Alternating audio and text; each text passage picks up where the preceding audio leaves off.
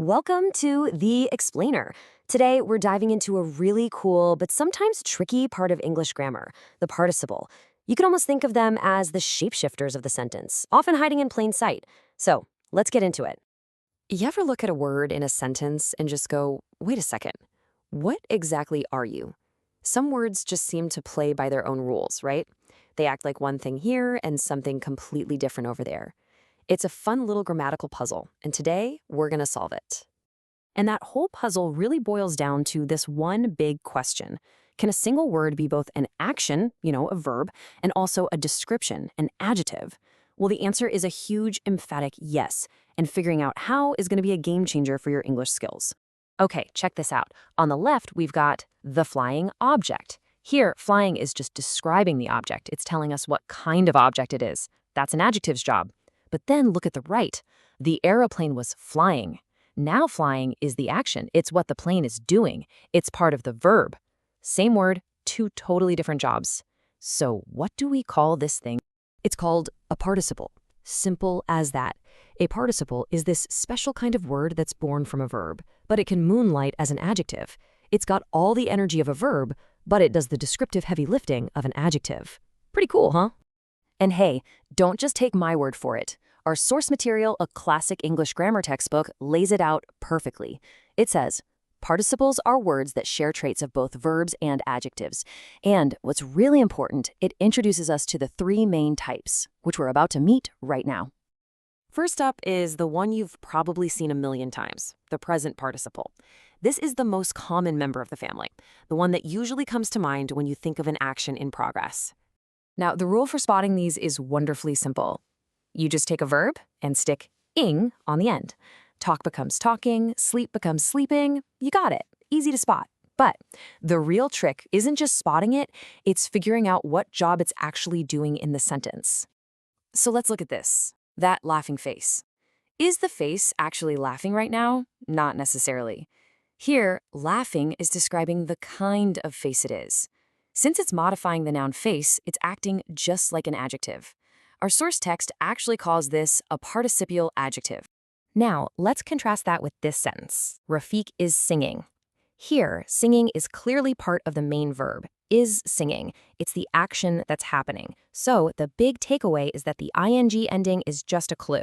You have to look at the word's role in the sentence to know its true identity. All right, let's meet the next member of the family, the past participle. Now, this one can be a little more mischievous. For regular verbs, it often ends in ed. But those irregular verbs, well, they love to keep us on our toes. Here's a nice, clean example with a regular verb, puzzled expression. The word puzzled is describing her expression, right? It comes from the verb to puzzle, and here it's doing a perfect job as an adjective. But then you've got these guys, the irregulars. Teach becomes taught. Wake becomes woken. Eat becomes eaten. They just don't follow that nice ed rule, so you kind of just have to learn them. Here are a few common ones to keep an eye out for. And this sentence shows you exactly why knowing those irregulars is so important. We say broken glass because broken is the past participle of to break. It's acting as an adjective. I mean, you would never say the braked glass, would you? It just sounds wrong. Okay, let's dig into a slightly trickier distinction here.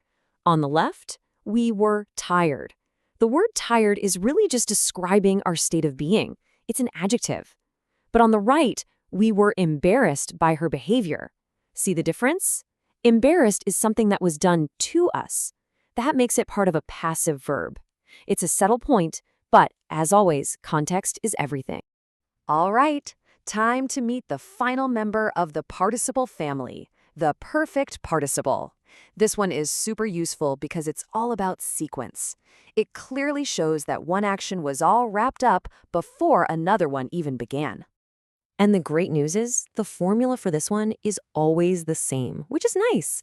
You just take the word having and pop a past participle right after it. Having seen, having finished, having learned. Easy. And here it is in action. See how that works?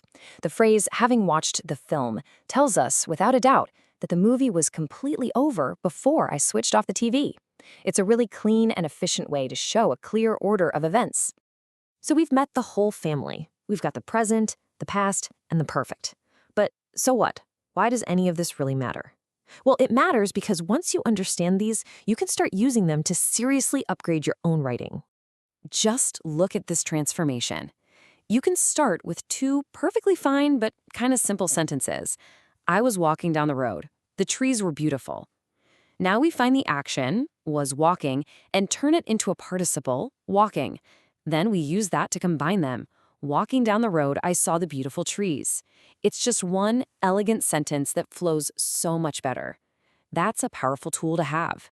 So, when you boil it all down, this is the real power of the participle. They're not just some dusty old grammar rule. They are awesome tools for making your writing better. They let you combine sentences, add vivid detail, make sequences clearer, and just generally make what you write sound more dynamic. So, now you know their secret. These verb-adjective hybrids are everywhere once you know what to look for. The real question is, how are you going to use these little grammatical shapeshifters to bring some more power and style to your own writing?